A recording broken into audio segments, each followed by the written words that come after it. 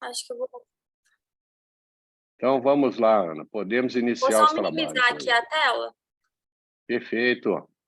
tá? Bem, eu sou a Ana Maria, tá? Boa noite, primeiramente, a todos. Eu sou fellow de cirurgia refrativa e ceratocone pela Santa Casa de Belo Horizonte. Bem, hoje vamos conversar sobre tomografia de córnea, tá? E é o tema principal da aula, né? É a dúvida. Sempre solicitar na avaliação da cirurgia refrativa, falar também sobre OCT de segmento anterior e mapa epitelial. Bem, com a necessidade de aumentar a segurança e eficácia da cirurgia refrativa, melhorar o planejamento cirúrgico e personalizar ainda mais o tratamento a laser, a realização dos exames complementares para selecionar de maneira mais criteriosa esses pacientes tornou-se fundamental. Nesse contexto, os tomógrafos são essenciais no processo de seleção desses pacientes.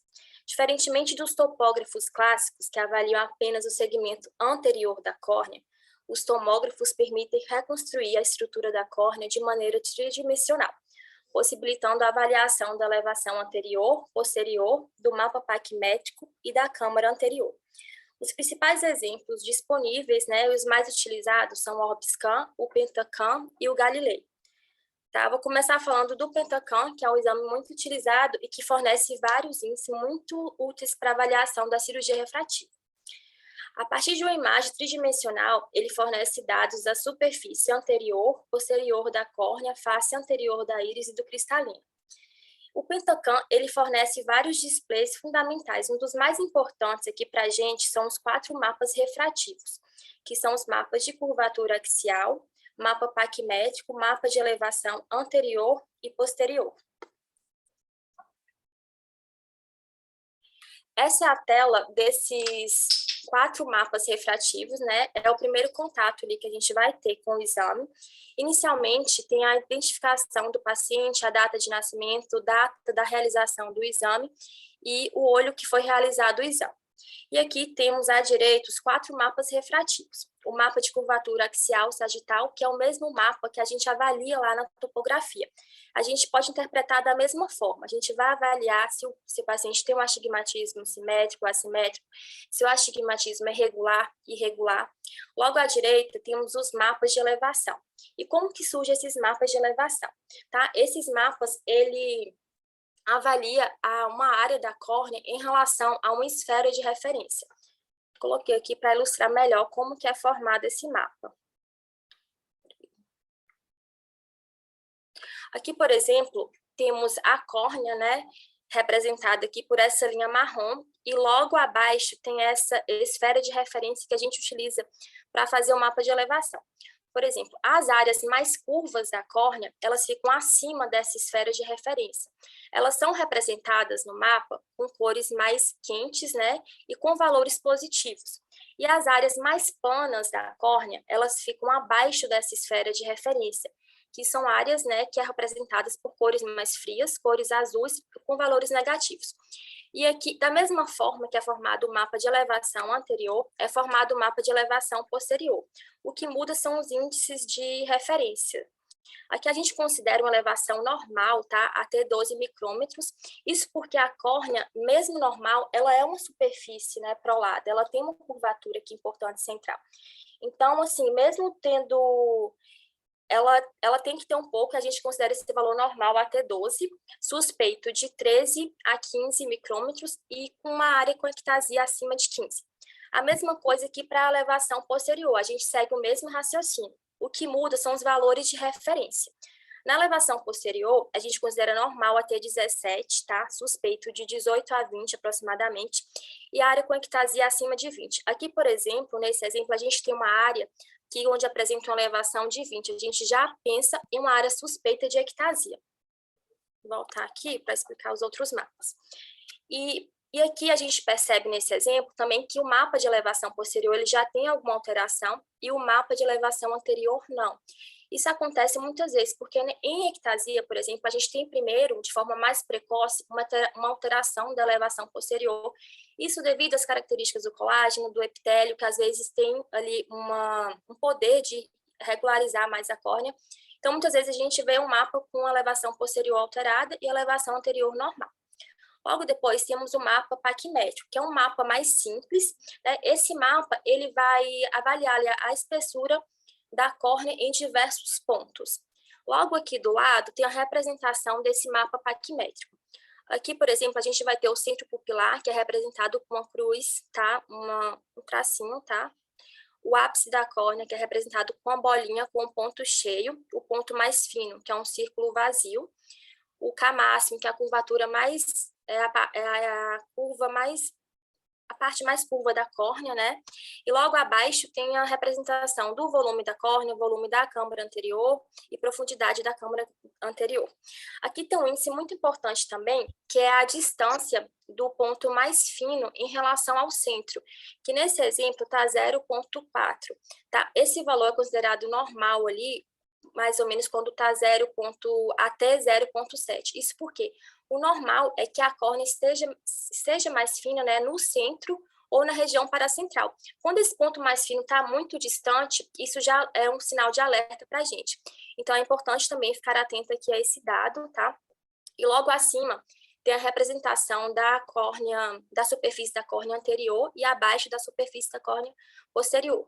Temos aqui a representação do K1, que é a ceratometria no meridiano mais plano, o K2 no meridiano mais curvo, temos o K médio, que é a média dos dois, o astigmatismo, que é a diferença entre os dois. Esses valores são representados ao lado com o valor de raio, né, que são valores inversamente proporcionais, e temos aqui o eixo. Nesse exemplo, a gente tem representado aqui o eixo mais plano, mas isso depende muito de como a gente configura o nosso aparelho. E o Pentacam é muito visual também. A gente percebe que aqui a cor está azul, então se refere aqui ao K1, que também está azul. Aí que a gente pode me interromper a qualquer momento, tá? O K aqui indica a qualidade do exame e aqui o valor de Q indica o coeficiente de asfericidade. Esse é um índice muito, muito importante aqui para a gente, vou falar dele mais para frente. Então, o coeficiente de asfericidade é um indicador do nível de asfericidade da córnea. Valores negativos indicam uma córnea asférica, prolada, ou seja, maior curvatura no centro em relação à periferia. A gente tem um valor considerado normal ali, médio, de menos 0,24 a menos 0,26. Valores positivos indicam uma córnea asférica oblada, tá? Eu coloquei aqui para a gente entender melhor como que funciona esse índice de asfericidade, tá? Aqui à esquerda a gente tem valores, né, positivos e negativos. E aqui uma representação de como é a córnea. A córnea, a gente sabe que ela não é uma esfera perfeita. Se ela fosse uma esfera perfeita, totalmente regular, a gente teria esse valor de K0, tá? Por isso que a gente tem um valor negativo, que é considerado normal. Então, aqui a gente tem uma superfície, uma representação de uma córnea normal, né? Que é uma córnea prolada, ela é mais curva no centro em relação à periferia. E assim, se a gente pega o nosso exame, a gente vê que esse valor, que esse coeficiente está positivo, a gente tem que pensar que aquela córnea é uma córnea oblada, ou seja, uma córnea muito plana. E onde a gente encontra esses valores, né? O que a gente pode pensar nesses casos? Por exemplo, um paciente que realizou um transplante de córnea, ou então pós-RK, um pós-LASIK miópico, onde a gente ablou ali muito aquela superfície central. E de outra forma, quando a gente pega esse exame, tá um Q muito negativo, quer dizer que aquela córnea é muito prolada, tá? Muito, muito curva. Então, o que a gente pode pensar nesses casos? Um paciente que tem uma ectasia, um caso de ceratocone, uma pós-ablação hipermetrópica, onde a gente ali ablou muito tecido periférico. Então, esse coeficiente nos norteia muito. E, por exemplo, a gente quer fazer um paciente que vai passar por uma cirurgia refrativa, que tem hipermetropia, e ele já tem um Q negativo. E se a gente ablar mais ainda essa periferia desse paciente, a gente pode muitas vezes induzir uma aberração naquele paciente. Então, esse é um índice muito importante na avaliação desses pacientes de cirurgia refrativa. E um outro display muito importante e que, assim, acho que foi um divisor de águas para nós cirurgiões refrativos, né, foi o Belin Ambrosio. foi uma valiosa ferramenta ao screen pré-operatório de pacientes candidatos à cirurgia refrativa. Tem como objetivo detectar casos de ectasia frusta e pacientes com risco de desenvolver ectasia após a cirurgia refrativa. Ele aumenta a sensibilidade para a detecção de ceratocone frusto ou subclínico. Então, qual o principal objetivo aqui desse display, tá? É avaliar a córnea de forma a afastar aqueles pacientes que a gente não deseja operar, tá? O principal objetivo é esse. E esse display, ele acontece através da análise de duas coisas muito importantes, dos mapas de elevação e da análise paquimétrica. Como que acontece essa avaliação aqui no mapa de elevação? Mapas de elevação anterior e posterior são gerados a partir de esferas de referências diferentes. Posteriormente, o mapa diferencial é gerado e as áreas suspeitas e alteradas ficam mais evidentes. Córneas normais apresentarão pouca diferença entre esses dois mapas. Córneas com ectasia, a gente vai observar um aumento significativo dessa elevação, tá? Aqui eu coloquei essa gravura para representar como que é gerado esses mapas de elevação. Aqui na parte superior, a gente tem a elevação posterior e a elevação anterior, que são mapas gerados através de uma esfera padrão tradicional. Logo abaixo, a gente vai gerar mapas com uma esfera otimizada. Nessa esfera otimizada, a gente desconsidera os 3,5 milímetros centrais aqui, de forma a evidenciar com mais precisão a normalidade daquela córnea. Então, assim, se torna muito mais sensível de avaliar esse paciente. Por exemplo, o objetivo aqui não é pegar um paciente que tem já ceratocone manifesto clínico, é pegar aqueles pacientes que a gente está na dúvida e realizar essa parte do exame para a gente conseguir detectar aqueles casos borderline, tá? E a partir da diferença desses dois mapas, a gente gera um mapa diferencial, tá? Onde, quando o paciente tem uma alteração, a gente vai ter um aumento localizado da curvatura. O normal aqui é que essa diferença seja até 12 micrômetros, tá? Isso em relação à elevação posterior, que eu estou me referindo. A área suspeita, ali, a gente considera de 12 a 16 micrômetros e áreas com ectasias acima de 16 micrômetros. O Pentacam é um exame muito visual. A gente percebe que tem essa área aqui em vermelho, então aqui já indica que esse paciente tem um aumento localizado de curvatura.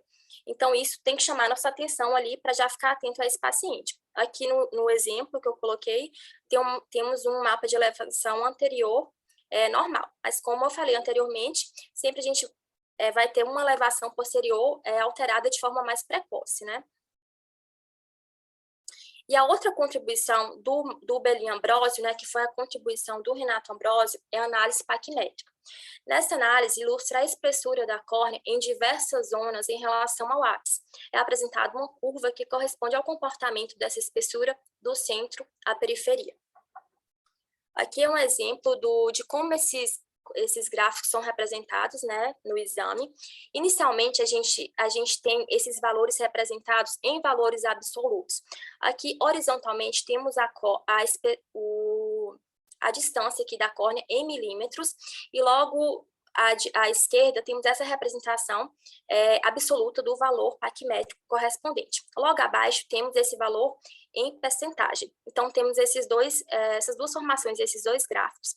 E assim, o que esse gráfico nos representa, né? Quando a córnea é proporcionalmente fina, ela mantém o mesmo padrão de progressão. Se a córnea tem um afinamento localizado, o que vai acontecer? Essa curva ela vai ter uma queda brusca.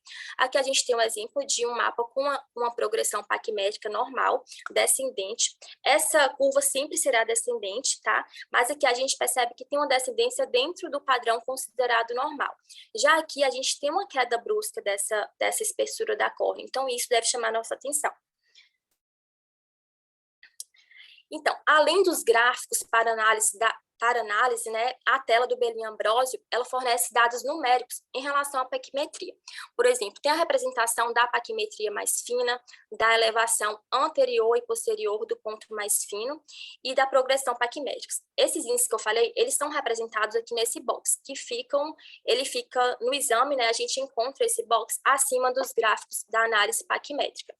Aqui em verde, a gente percebe que é a área de progressão paquimétrica mínima. O que quer dizer isso?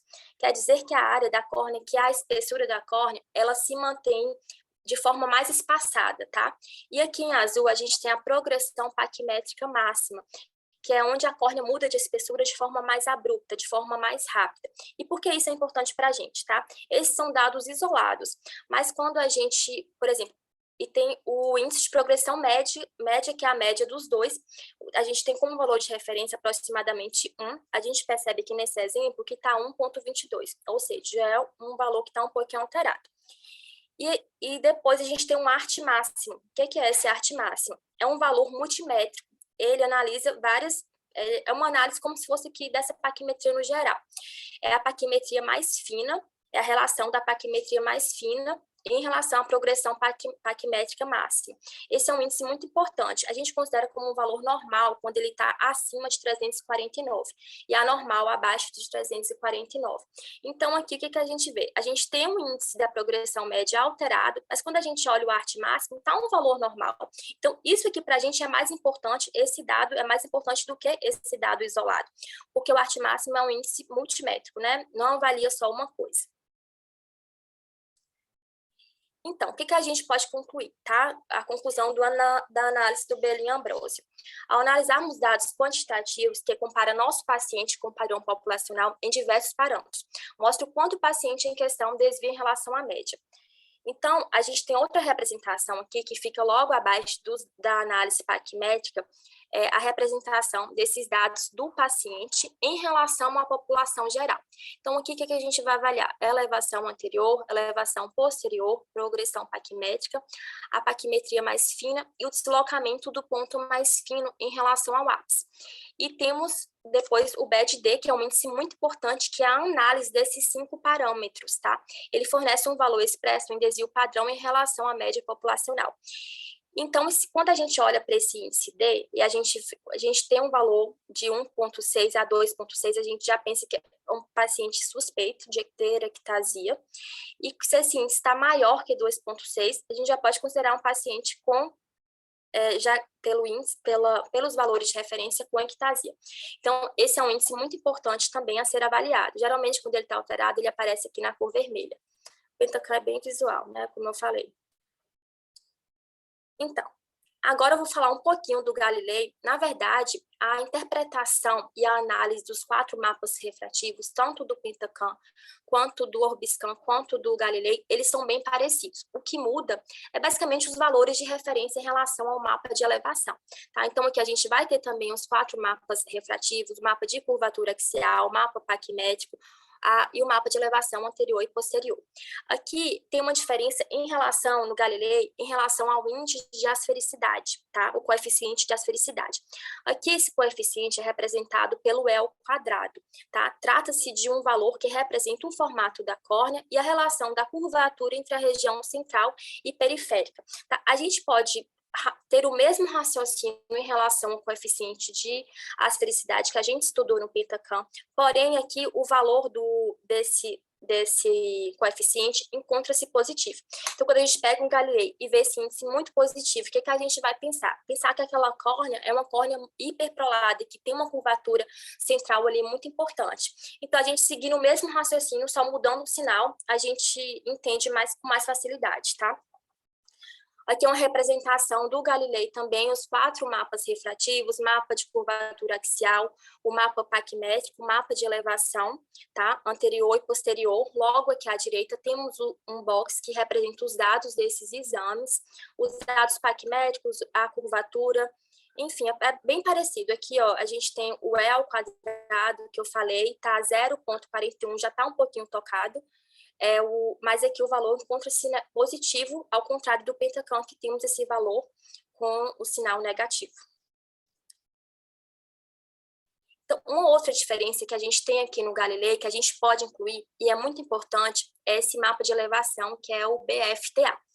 Então, é um mapa que funciona de forma similar ao que já estamos habituados. Porém, ao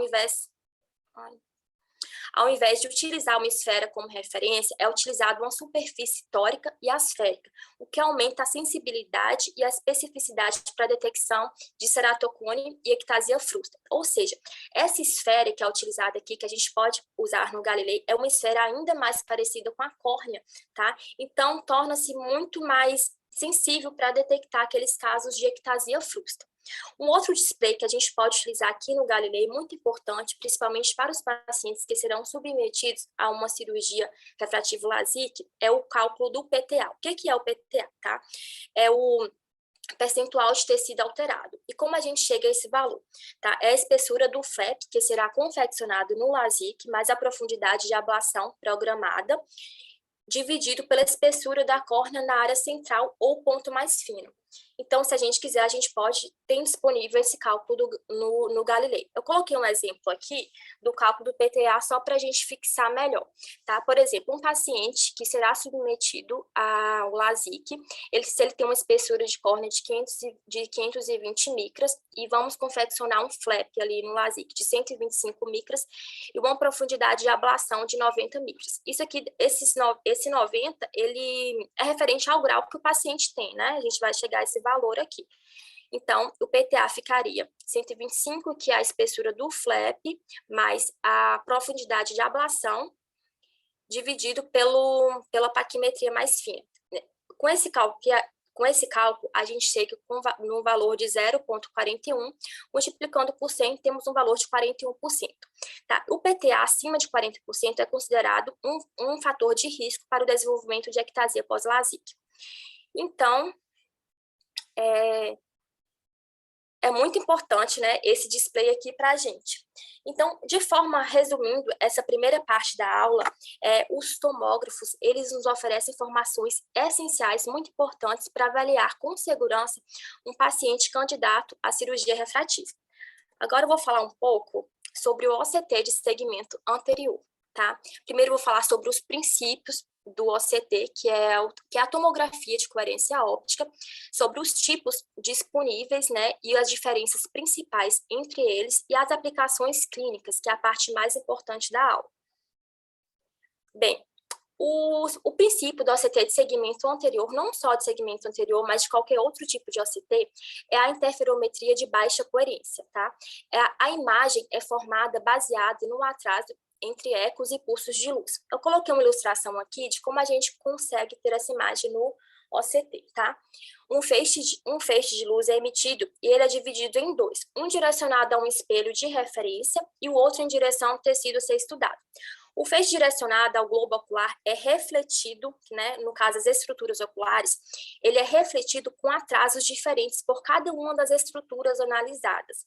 Esses feixes, eles são captados e comparados ao feixe de referência. A partir daí, temos a formação da imagem.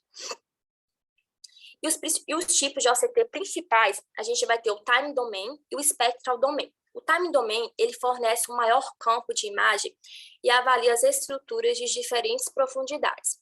Ele tem uma limitação na resolução da imagem e o maior tempo para a captura dessa imagem. Um exemplo aqui prático, a gente pode utilizar esse tipo de OCT, por exemplo, como ele fornece um maior campo da imagem, é para medir o diâmetro branco a branco da córnea, né, naqueles pacientes que serão submetidos a, por exemplo, o implante de uma lente fásica. E o espectro domain, ele utiliza um menor comprimento de onda com maior velocidade da captura, o que resulta numa melhor resolução da imagem, à custa de uma menor penetração e um menor campo de imagem. Então, o que a gente obtém aqui no espectro domain? A gente obtém uma imagem uma maior resolução, é uma prática para a gente usar, por exemplo, para avaliar um paciente que já foi submetido ao LASIK, avaliar ali a espessura do flap, ou avaliar uma lesão corneana. A gente consegue avaliar de uma forma melhor, por ter uma melhor resolução. Então, aqui é a diferença entre os dois, né? Em relação às marcas, a gente tem o Time Domain, temos o Visante, e no Spectral Domain temos o Sirius, OptoView e o Spectralis. Em relação à resolução da imagem do Spectral Domain é melhor.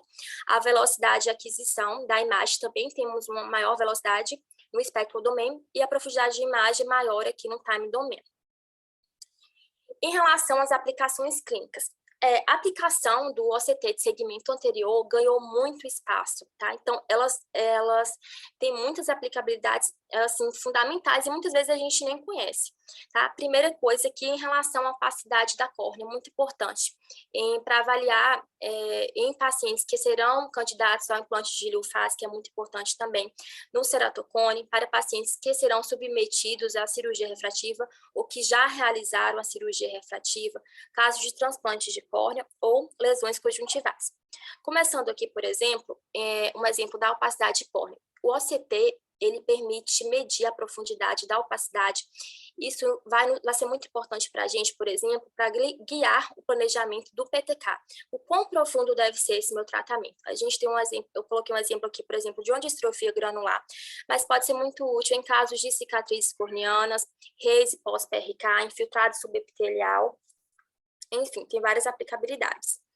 Em relação ao implante, a pacientes que serão submetidos, né, à liofásica, é muito importante para avaliar o paciente no pré-operatório. A gente consegue, através do OCT, realizar a medida da profundidade da câmara anterior, que é um dado fundamental ali, que a gente usa, né, para ver se aquele paciente realmente pode ser submetido a essa cirurgia, e também para medir o diâmetro, o ângulo a ângulo, ou branco a branco, porque isso vai nos nortear em relação à escolha dessa lente, tá? E em relação ao pós-operatório, a gente consegue ver a posição da lente do paciente. Nesse exemplo, por exemplo, a gente consegue ver a distância da lente do cristalino. E a gente tem uma distância mínima que tem que ser considerada, tá? A gente chama essa distância de Vaught, acho que fala assim. E, por exemplo, essa lente ela não pode estar muito próxima do cristalino, que pode induzir uma catarata naquele paciente, também não pode estar muito próximo do endotélio, que pode induzir alguma alteração endotelial, inflamações. Então, é muito importante para avaliar essas questões, tá? Uma outra aplicabilidade bem importante é no... Deixa eu só ligar aqui. No ceratocone, tá? Em pacientes com ceratocone, o OCT, ele consegue avaliar, né, a redução da espessura da córnea. Além disso, o OCT de alta resolução, que é o espectro domain, ele fornece informações sobre o mapeamento epitelial corneano. Aqui a gente tem um exemplo, por exemplo, de um paciente com ceratocone com assimetria importante. A gente já vê de cara que ele tem uma alteração. Quando a gente faz esse mapeamento epitelial, a gente percebe que essa área central, mais fina, ela tem uma rarefação aqui do epitélio e envolta um espessamento epitelial. A gente chama essa área de padrão em donut. Isso é muito característico nos pacientes que possuem ectasia. Então, essa aplicabilidade é muito importante para os pacientes que serão submetidos a uma cirurgia refrativa. Assim, um paciente que já tem ceratocone, a gente não é tão importante a realização desse mapeamento, porque a gente já consegue identificar isso lá nos 4 mapas refrativos. Mas um paciente que a gente está na dúvida se ele tem ou não essa simetria, se é ou não uma ectasia, quando a gente realiza o mapeamento epitelial, a gente percebe que se o paciente realmente tem uma ectasia, a gente percebe que tem uma rarefação ali do epitélio na região mais curva, na região central, tá? E se ele não tem, a espessura do epitélio, ela se encontra ali de maneira mais uniforme, tá? Então, é uma aplicação também bem importante. Uma outra aplicação do OCT é no pré e pós-implante de anel intraestromal. O OCT de segmento interior evidencia que a profundidade do anel, né? Se ele está muito superficial, se está muito profundo, e nos guia se vale intervir ou não naquele paciente. Então, é uma outra aplicabilidade importante. E aqui, em relação à cirurgia refrativa, no pré e no pós-operatório. O mapa epitelial, que a gente consegue obter esse mapa através do OCT de alta resolução do espectro domain, ele pode ajudar, por exemplo, a diferenciar pacientes que têm uma assimetria por uso de lente, se a assimetria do paciente é por uso de lente de contato ou se é uma ectasia frustra, subclínica. Por exemplo, muitos pacientes às vezes chegam para a gente e tem uma assimetria, esse paciente usa lente de contato, a gente fica na dúvida. Será que é uma assimetria decorrente da lente ou esse paciente tem de fato uma ectasia? E quando a gente realiza o mapa epitelial, se a gente percebe que esse epitélio ele é todo uniforme ali na sua estrutura, isso já nos leva a pensar que pode ser só pelo uso da lente de contato. percebe que esse paciente tem uma rarefação ali na área mais curva, tem um espessamento central paracentral desse epitélio, a gente já pensa em uma ectasia, talvez frusta subclínica. E o OCT também nos auxilia no cálculo da profundidade de ablação no pré-operatório, tá? E para pacientes que já foram submetidos à cirurgia refrativa, o OCT também é muito importante, tá? Em casos, por exemplo, que a gente pensa em retratar esse paciente. Por quê? O OCT ele consegue identificar a espessura da lamela, consegue avaliar a regularidade dessa lamela, e isso nos auxilia muito no planejamento cirúrgico desses pacientes. E também o OCT ele consegue medir, por exemplo, o leito residual ali daquele paciente. Então, muitas vezes chega um paciente para a gente que precisa de um retratamento, a gente fica na dúvida, vale a pena levantar aquele flap e realizar uma ablação estromal, ou vale a pena realizar uma ablação ali superficial? Então, esse exame nos guia muito. Tá? E uma outra aplicabilidade que eu não coloquei aqui é em relação ao transplante de córnea profundo, que a gente consegue avaliar também a posição da lamela ali, e em lesões conjuntivais também. É uma análise importante. Então, as considerações finais, tá? A tomografia de córnea é um importante exame complementar da propedêutica de pacientes candidatos ou submetidos a cirurgias refrativas. Os tomógrafos não substituem outros exames, como a topografia, por exemplo, mas sim, traz mais informações, uma vez que analisa as superfícies anterior e posterior da córnea. O estudo desses exames trata-se de uma área em grande desenvolvimento, que visa proporcionar cada vez mais dados mais precisos e completos para melhorar os resultados do paciente, diminuindo os riscos cirúrgicos de complicações pré- e pós-operatórias. Perfeito, Ana. Excelente a sua apresentação, bastante completa. Foram vários termos aí que você comentou. Eu tive que resumir um pouco, porque era muita coisa. Exato. Eu gostaria de ouvir os comentários do Dr. Reinaldo, Dr. Cláudio Cury e Dr. Lucas a respeito dessa brilhante apresentação aí da doutora Ana. Então, vamos lá.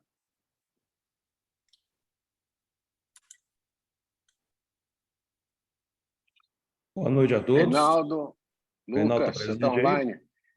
Então, fala primeiro. Eu desliguei aqui o microfone. Agora, estão me ouvindo? Sim, estamos ouvindo. Estamos te ouvindo. Tá. Pode Bom, falar. então, uma boa noite a todos. Realmente, a apresentação muito boa, mas eu gosto sempre, Ana, a gente deve sempre ver os trabalhos que vocês apresentam de uma forma crítica, Com certeza. para que possa melhorar, entendeu? Então, o objetivo não é criticar, é melhorar para que a próxima seja melhor e cada vez melhor. A primeira coisa que eu te sugeriria é o seguinte: quando a gente faz uma apresentação PowerPoint, a gente deve usar os slides como uma referência, como um roteiro daquilo que você está querendo apresentar. Então, a gente deve evitar ficar lendo os slides. Você procure colocar os tópicos mais importantes e discorra através do seu conhecimento, daquilo que você estudou, sobre aquele assunto. Isso vai fazer com que as pessoas tenham mais atenção ao que você está dizendo do que ao que você está lendo. Senão eles vão ler junto com você e tira de você o protagonismo da apresentação. Quando você falou muito bem, a gente usa uma esfera de referência quando a gente faz tomografia. A esfera de referência ela tem a cor verde. A melhor forma da gente poder explicar de uma forma mais clara é quando você faz a simulação com a superfície do mar. Quando você tem a terra que encontra com o mar, a terra é a parte que está, vamos dizer, seria o contorno dessa esfera, o raio dessa esfera que melhor se adapta àquela curvatura. Então, essa esfera de referência, chamada Best Fit Sphere, ela varia de acordo com a topografia, de acordo com a ceratometria. Então, tudo que está abaixo da Terra, que é essa esfera de referência de cor verde, vai estar com cores frias, que é a cor azul, lilás, essas coisas. E tudo que está acima, como se fossem montes, morros, vão estar com cores quentes. Então, a gente deve sempre tomar cuidado de não associar mapa de elevação com curvatura. Às vezes, a gente acaba confundindo e você de vez em quando aí que trocava uma coisa pela outra. Lembrar que, a começar pela apresentação, a gente tem que tomar muito cuidado de estar sempre ligado ao tema que foi proposto. O tema que foi proposto foi o seguinte: a topografia, ela sempre deve ser pedida. Esse foi o tema que foi colocado para você, e não para você falar especificamente sobre tomografia. A aula foi muito boa, mas o objetivo era o seguinte: a gente deve pedir sempre.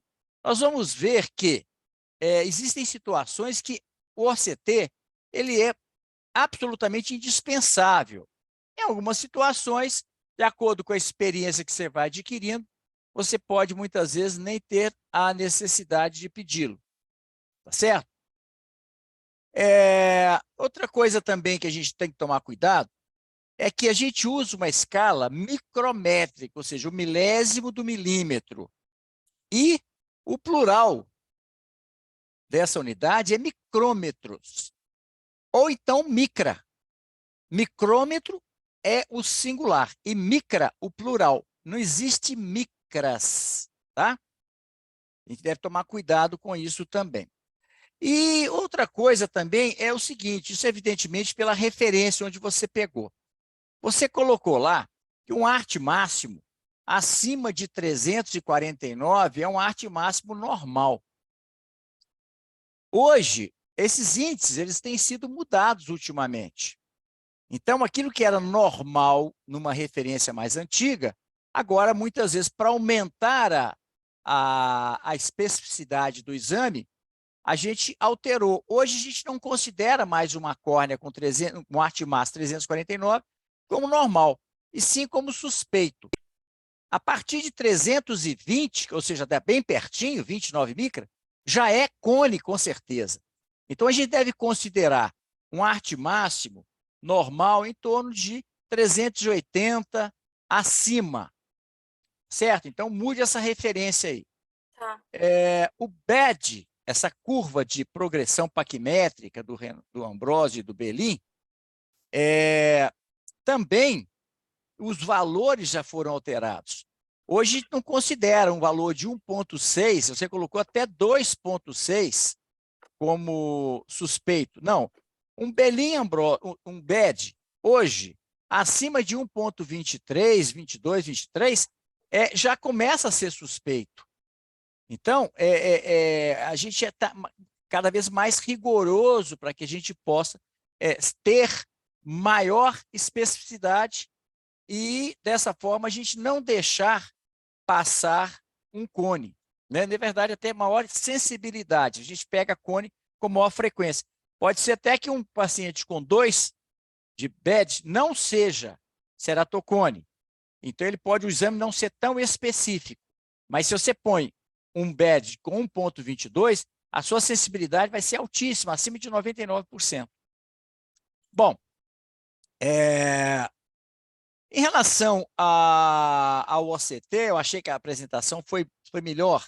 Eu achei que você apresentou bem as duas tecnologias, né?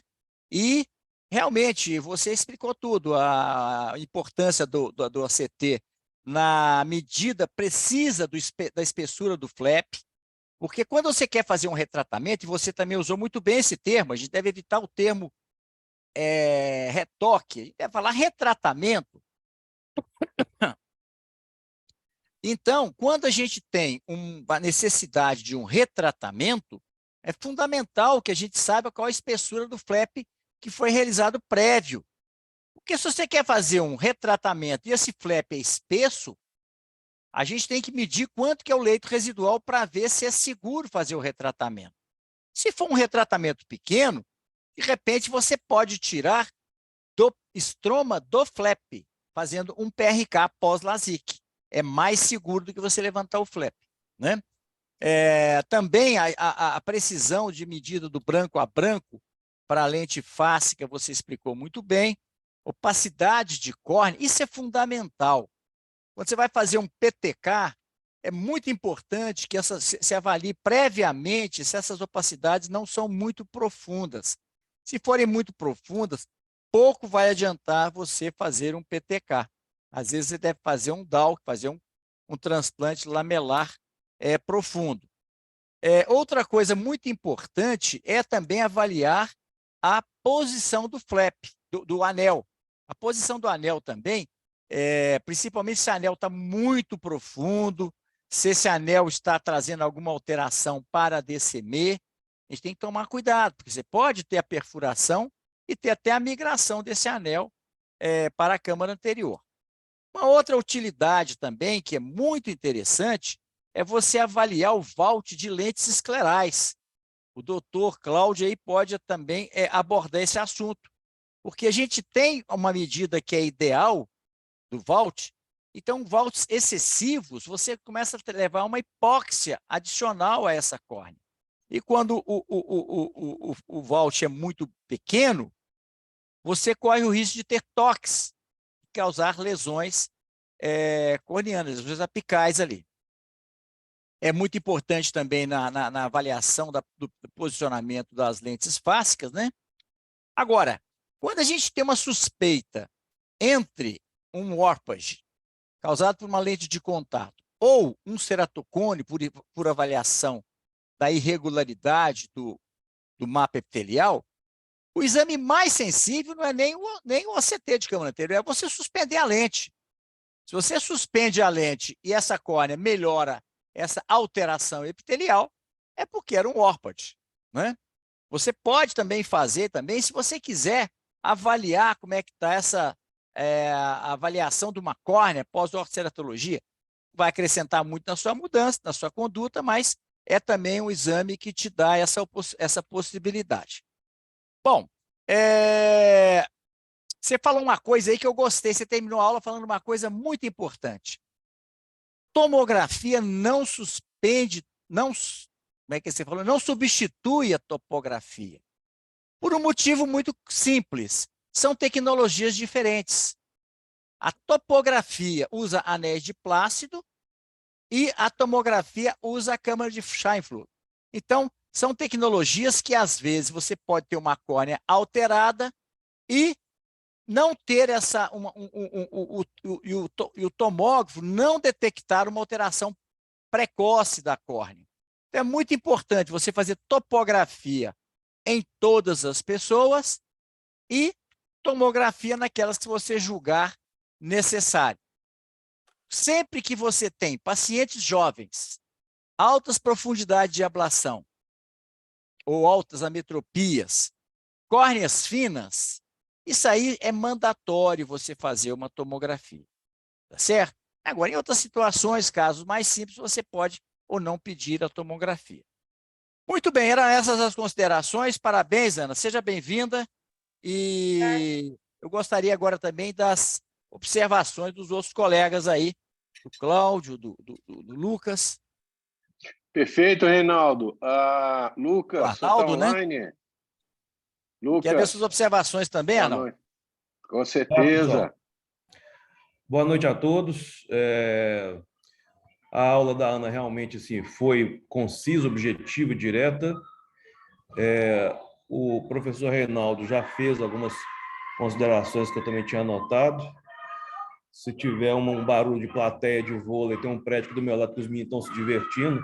Não sei se vocês estão escutando algazar, me perdoe. Eu não consigo controlar o volume deles. Mas eu gostaria que a Ana colocasse o slide onde fala o valor de asfericidade, que seria considerado normal. Você consegue chegar nesse slide aí, Ana? Que você fala se quiser. Ó, esse aí, ó. O centro de relação do valor médio de 0,26. Ok. Está um valor muito próximo de uma verdade. Mas desde que nós começamos a trabalhar com ceratocone, o Dr. Paulo Ferrara sempre preconizou, né, para a gente entender a importância desse valor aí, dessa asfericidade, ou seja, o quanto que uma córnea vai se tornar mais encurvada, comparando o centro, que encurva mais, em relação à parte periférica, que vai ficando até meio contrária, que vai se tornando mais aplanada, né? Então, é isso que a gente entende como asfericidade. Tanto que você vê que uma córnea que seria um ceratoglobo, né, a asfericidade de um ceratoglobo ela é diferente do que a gente vê de uma alta asfericidade de menos 0,76, menos 1,25. A asfericidade de menos 1,25 no ceratocone já entraria quase numa classificação de um ceratocone que seria do tipo nipple, que determinaria o uso de um anel, hoje um anel de arco longo, né, de 320 e alguma coisa, porque os fabricantes variam um pouco esse comprimento, e ainda associar se essa asfericidade tão alta assim, também se trata de um ceratocone que tem um astigmatismo, que seria o nipoastigmático. Então, esses valores de asfericidade não são só importantes para a cirurgia refrativa, tanto quanto para a programação que você faz, o pensamento que você faz, o tanto que você quer aplanar essa córnea com ceratocone e trazer essa córnea o mais próximo possível a uma asfericidade que, nas fontes que a gente já trabalha com ela há muito tempo, o valor médio ideal seria menos 0,23. Eu não estou querendo discutir se o seu 0,26 está certo ou errado, mas o mais conhecido por nós aqui seria 0,23. E durante a apresentação, você falou que entre 0,26 e 0,28 ainda seria uma variação normal. Eu acho que eu falei 0,24, que eu até coloquei aqui. Isso, ok. Então você vê que está muito próximo do que eu estou falando. A questão é que a variação normal ela é maior do que o que você mencionou. A variação normal é considerada no normal uma variação de menos 0,23, aumentando esse valor em 0,08 e chegando num valor negativo de menos 0,31, e quando é menor ou mais próximo de zero, chegando a menos 0,15. Então, córneas que não seriam com uma asfericidade normal poderiam ser um pouco mais planas, um pouco mais obladas, elas seriam ainda normais se essa parte que fica oblada não for menor do que 0,15, não ser 0,12, 0,09 e tudo mais. Bom, então, no meu entendimento, um paciente que nós estamos, então, conversando sobre refrativa, e você tem lá 4 mapas refrativos, e mesmo antes de você analisar a folha de Michael Belling e o Renato Ambrosio, e ver lá se os índices estão alterados, para mim, um paciente que mostra os 4 mapas refrativos aparentemente normais, mas se vocês observarem a asfericidade, se a asfericidade já estiver acima de, for maior do que menos 0,31, ou quem considera pelo sinal negativo for menor do que isso, porque está indo negativo, o que eu quero dizer, se for menos 0,32, menos 0,33, menos 0,35, já é uma asfericidade que já passou do normal em um ranking de 0,08.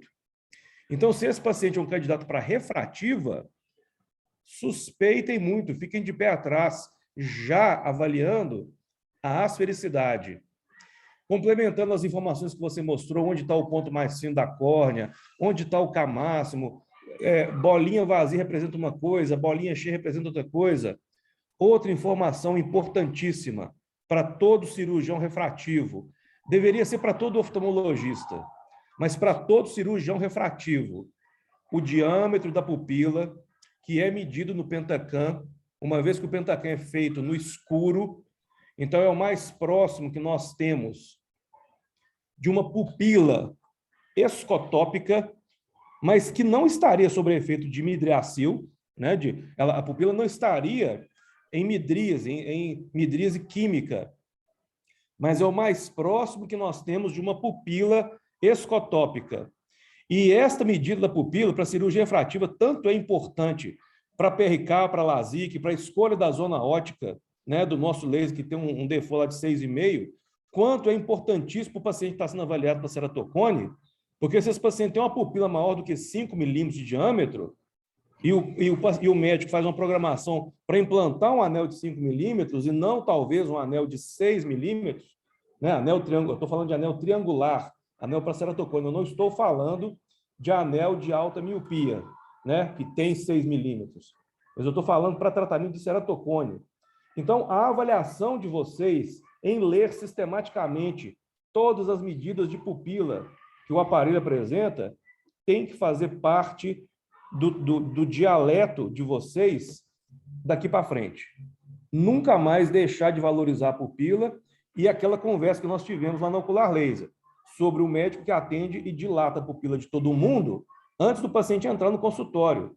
Se você dilata a pupila de todo mundo, você vai perder qualquer parâmetro de qualquer pupila que deveria ser avaliado primeiro na consulta, para que essa consulta possa já ser o primeiro passo para você entender a boa ou má indicação de um paciente cirúrgico, por causa do tamanho da pupila.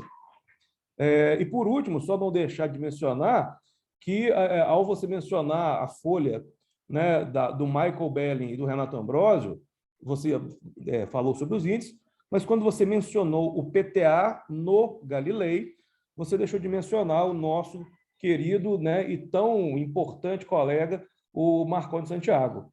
Então, se o PTA é utilizado hoje como padrão lá no Galilei, isso foi graças aos trabalhos do nosso colega, mais um colega brasileiro que coloca as regras para o mundo do que fazer no tratamento de ceratocone na oftalmologia. Então, faltou a menção do Marconi Santiago. Fora essas correções, a sua aula realmente teve uma condução bem cadenciada, bem bacana, e você está de parabéns. É isso aí. Perfeito, Lucas. Excelente. Vamos passar agora para o doutor Cláudio Cury, para que ele possa fazer os seus comentários. Boa noite, pessoal. Eu estou passando aqui na frente. Boa noite, Cláudio. Da importância aí que o doutor Arnaldo tem preferência sempre. Mas vamos lá. Ana, eu vou te defender 2 vezes. O tema da aula que eu tenho aqui naquele folder, eu acho que era exatamente aquilo que você colocou mesmo. Tá? Era OCT, mapa epitelial e tomografia. Então, eu acho que foi bem, é uma aula extensa, porque para cada um desses aí, você teria um fellow para fazer, para cada um desses aparelhos, né? Para cada um desses dispositivos de análise e de possível diagnóstico. Alguém talvez possa me corrigir se eu não estiver falando corretamente, porque tem uma diferença básica do Pentacam para o Galilei. Apesar dos dois serem de imagem, né, serem tipo Scheimpflug, os dois, um mede pelo Purkinje, se não me falha a memória, é o Pentacam que mede pelo Purkinje e o Galilei mede pelo ápice da córnea. E aí tem discussões homéricas sobre qual é melhor por conta desse pequeno detalhe. É tão profunda a questão que eu não me meto a debater com essa turma aí. Tá? Mas então, essa é a diferença que a gente tem que saber, pelo menos, para poder responder se alguém nos perguntar. Eu acho que o OCT, o doutor Reinaldo já mencionou a questão da lente escleral, é importante, é bacana, é legal, mas não deve ser, obviamente, tão fácil, porque nem todo mundo tem esse OCT. O OCT para lente escleral, ele é importante, deve ser utilizado se você tiver o recurso à disposição, para aqueles casos borderline, aqueles casos complicados em que você talvez tenha um toque muito importante numa periferia. Aqueles casos em que você está você não pode errar de jeito nenhum, pacientes pós-transplantes que já têm uma córnea mexida, um paciente já com o olho operado, às vezes mais de uma vez, então, às vezes, um OCT, nós temos lá no serviço, eu estou aprendendo a mexer, a usá-lo, então isso é importante, se vocês estiverem à disposição, de ter disponibilidade de pegar o paciente, levar lá, vai mais demorar porque o ambulatório está cheio. Pois é, tem esses problemas, mas às vezes eu deixo o pessoal fazendo o dia a dia, fazendo o trabalho braçal, vamos dizer assim, levo lá, faço o OCT, dou cabeçada, mas aos pouquinhos eu estou aprendendo, para depois, uma hora com mais eficiência, ir lá ensinar para eles, assim, é assim que faz, assim. Se vocês tiverem essa oportunidade, façam. No caso de OCT para lentes fásicas, nós temos que tomar alguns cuidados. O fabricante não preconiza ainda, não que eu concorde com isso, o OCT para tirar essas medidas para colocar na calculadora e escolher a lente. Tá? O que eles precisam, na verdade, é o ângulo a ângulo. O ângulo a ângulo, para calcular a lente fásica, ele é mais fidedigno para escolher a lente do que o branco a branco. Mas a calculadora está lá pedindo branco a branco. O branco a branco é visual. Na lâmpada de fenda você consegue. Tá? Então, cuidado com isso. É importante para ver o lens rise. O que é? O tanto que a lente, quando a gente fala de lente, nós falamos do cristalino. O cristalino, ele eleva a íris, ele ultrapassa a íris, ou ele está na posição mais de conforto dele ali, abaixo da íris, sem fazer elevação. Tudo isso ajuda na escolha de uma lente fásica. Porque o grande empecilho, o grande problema que houve no passado foi a má escolha de lentes que geraram catarata, né?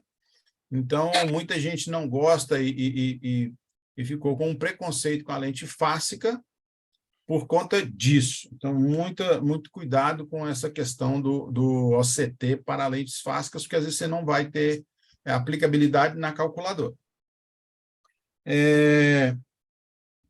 Com relação ao Artmax, tem essas diferenças aí. É fácil até de calcular, mas já está calculado, né? Que é o ponto mais fino dividido por aquele índice de progressão máximo. Então, você vai ter esse Artmax. Então, se tiver algum aparelho que, por acaso, tenha esses dados e não tenha o Artmax, você pode fazer essa conta. Simples assim. Gostei muito da sua apresentação. E a segunda defesa sua que eu vou fazer, Ana, é o seguinte. Você mencionou, sim, o Marconi Santiago num dos seus slides, né? Só que estava escrito errado. Faltou o G de Santiago, tá? Fora isso, está tudo tranquilo. Parabéns e estamos juntos. Não se preocupe, porque aqui a gente faz isso para que o dia que você tiver que apresentar em algum lugar, né, você esteja afiada e vai ser super elogiada. A gente participa de uma reunião, que eu não sei se vocês estão participando também, e às vezes aparecem uns casos de refrativa, que é lá do Fernando Trindade, nas segundas-feiras, toda segunda-feira, às 7h da noite. E lá, toda vez que alguém vai apresentar algum caso, e em congresso, em alguma coisa, a pessoa leva lá. Junto com esse lugar aqui, é o outro lugar mais crítico que eu conheço. Chega lá, a pessoa com a apresentação linda, maravilhosa, cheia de vídeos e etc., e o pessoal detona a apresentação da pessoa. Mas é um lugar que, se você quiser ter um escrutínio antes de apresentar num congresso, pode levar, ou lá ou aqui, se você quiser. Perfeito, Cláudio. Ana, deixa eu fazer mais uma observação só aqui, antes do Arnaldo falar, que é o seguinte. Põe o primeiro slide seu aí. Talvez seja aquilo que seja mais importante você começar a avaliar no Pentacam. Não, o primeiro mapa do Pentacam. Pronto.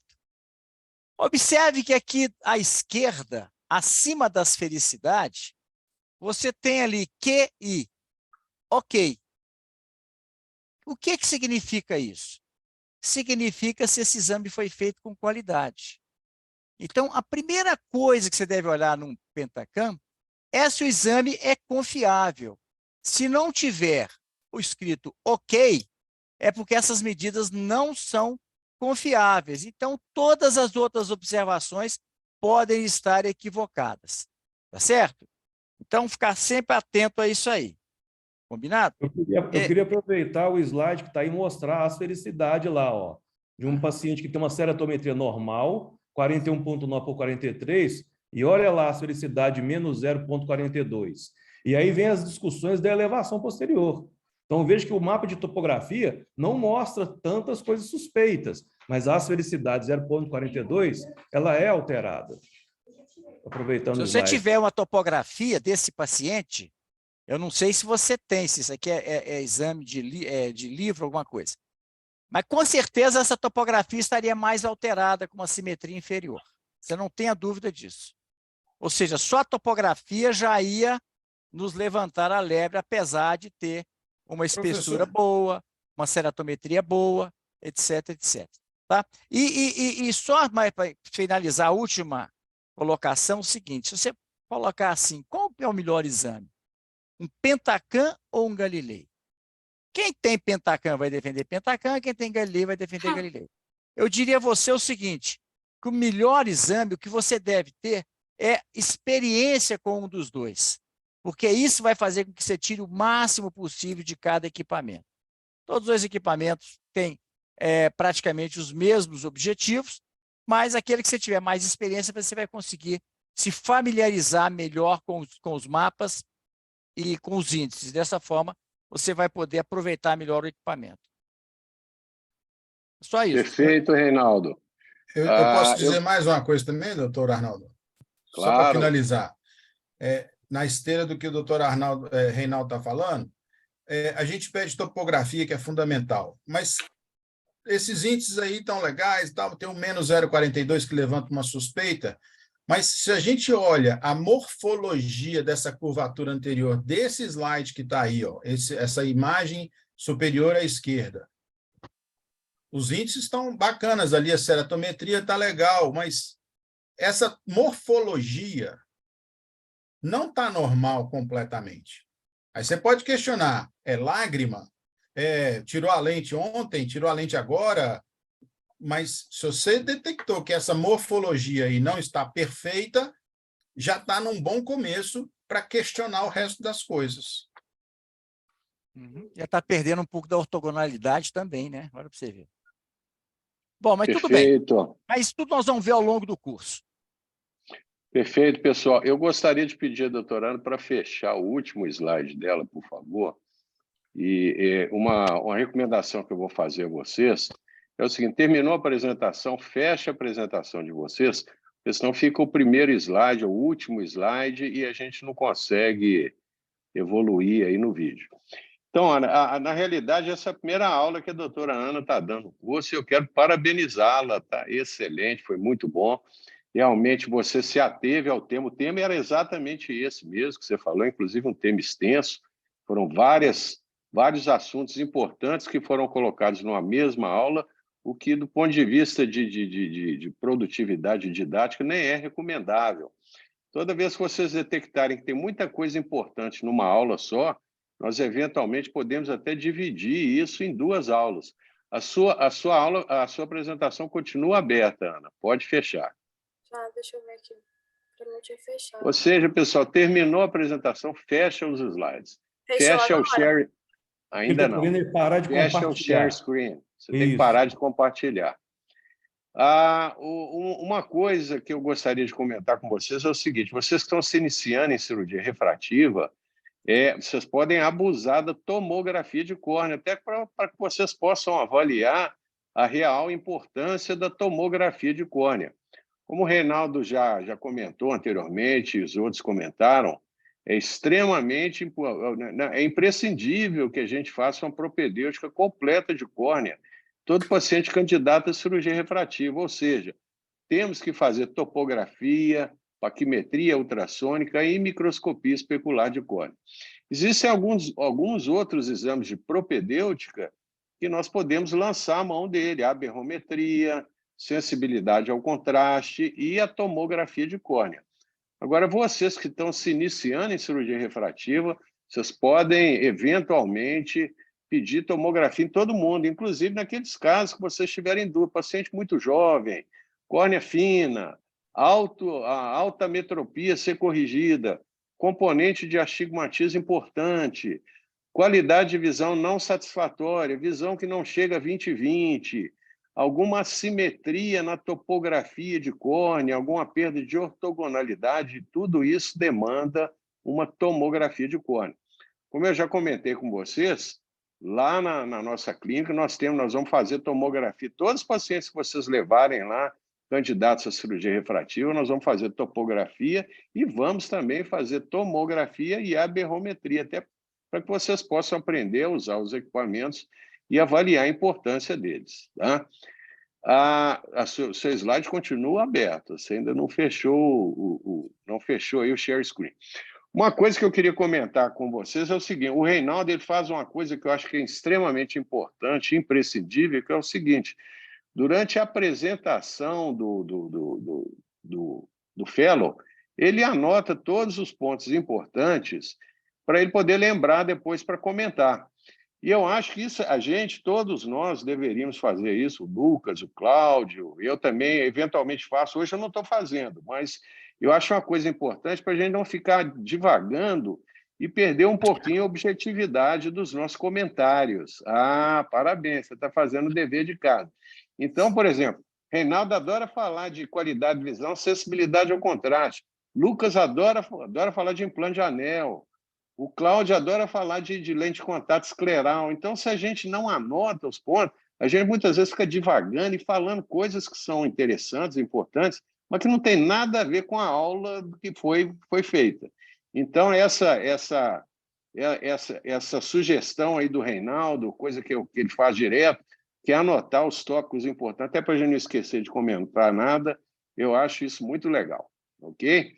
Então, pessoal, gente, só para terminar aqui, Reinaldo, só para comentar, só para não...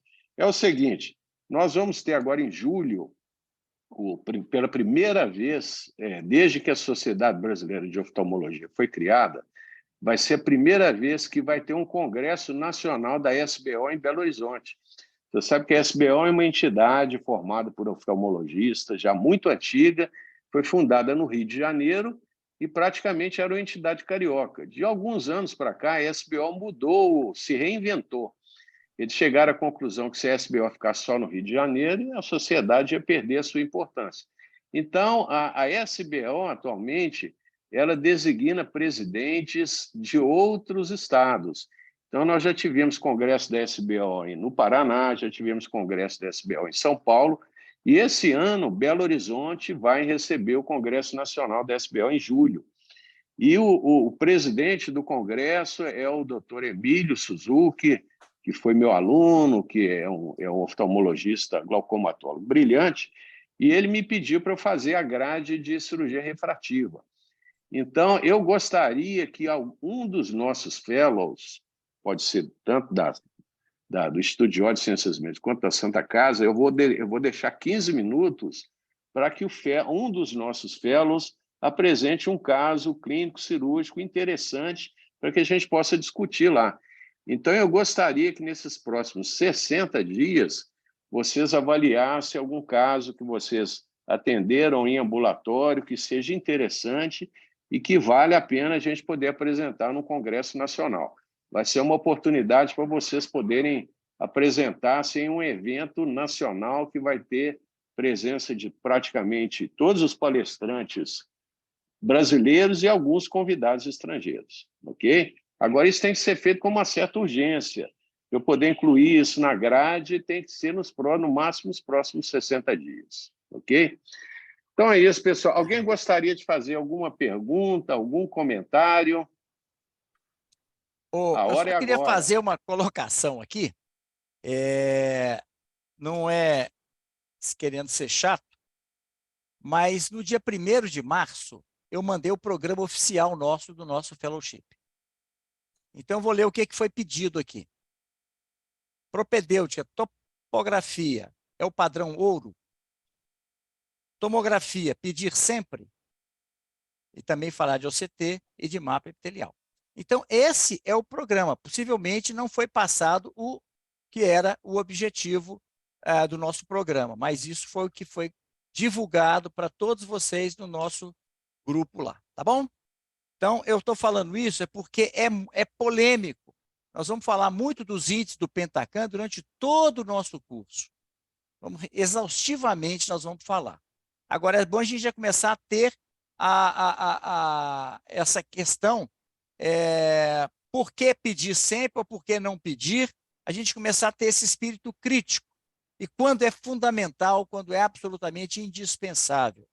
Tá bom?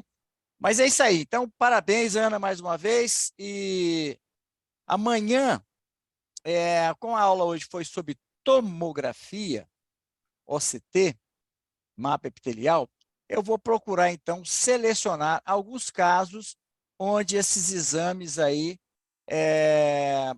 foram necessários e também, talvez, fazer aquelas comparações entre topografia e tomografia.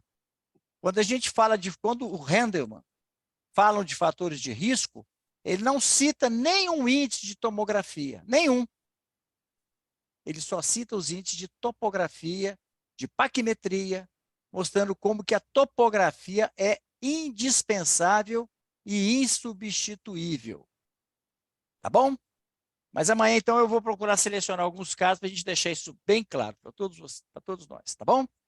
Então, alô, gente, uma boa noite a todos, então. Não, espera aí, eu não acabei ainda não, Reinaldo. Ah, desculpa, Arnaldo, vai lá. Com relação à tomografia de coerência óptica, é importante lembrar o seguinte, nós já tivemos um tomógrafo de coerência óptica no ocular laser, foi o Visante, que nós compramos alguns anos atrás. A gente, sei lá, uns 10 anos atrás, eu estava no congresso, até junto com o Reinaldo, e nós é que fomos lá no stand das AIS, não sei se o Reinaldo lembra disso. Nós fomos lá no stand das AIS, conversamos lá com o Guaraná e compramos um tomógrafo de córnea, um OCT de segmento anterior, lá para ocular laser.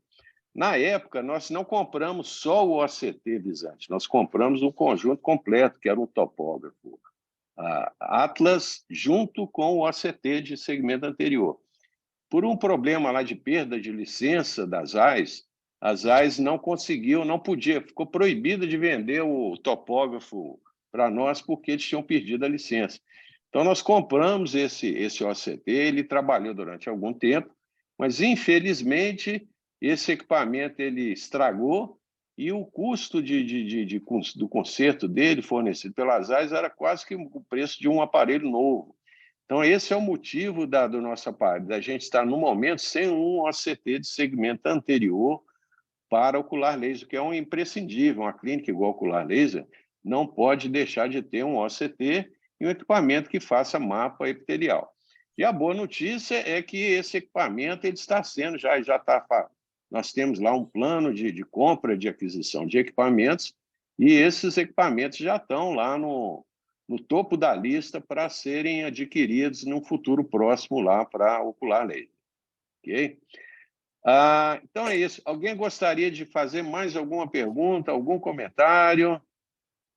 A ZAIS também tirou o Visante de linha. Não foi Exato. só que ele estragou e o conserto ficaria caro, não. A ZAIS já tinha pretensões de não fabricar mais um OCT separado. Tanto que a ZAIS falou assim, não, a gente faz o OCT de câmara posterior, né? O extrato e tal. Então, eles queriam vender um equipamento completo, que fizesse o posterior, anterior e o equipamento só. Então, eles tiraram o Visante de linha para poder fomentar a venda de um equipamento mais caro e mais completo. Essa que foi a... Na realidade, nós fizemos uma besteira. Nós compramos um OCT de segmento anterior quando deveríamos ter adquirido um OCT completo, tanto segmento posterior quanto anterior. Podia ter sido a Heidelberg. Mas isso hoje a gente sabe isso. Há 12 anos atrás, a gente não sabia disso. Eu não acho que foi bobagem, porque o topógrafo Atlas, ele seria um complemento exatamente de uma estação diagnóstica parecida com o Orbis Scan lá e o Zywave. Então, tinha que ser o Visante para conversar com o Atlas. Essa era a proposta na época lá. Foi. E aí a ZAIS perdeu a licença na Anvisa, deixou caducar e aí... Exato. Gente, vocês estão falando muito do Visante, então, Ana, se aproveita e você muda no seu slide lá. Você colocou visitante. Na verdade, é Visante. Realmente, é Visante. Tá? Mas é isso. Então, pessoal, amanhã, 19h30, estamos juntos aí. Até amanhã, pessoal. Falou, gente. Um abraço. Boa noite a todos. Falou. Boa noite. Até mais, gente. Boa noite. Boa noite. Parabéns, Ana.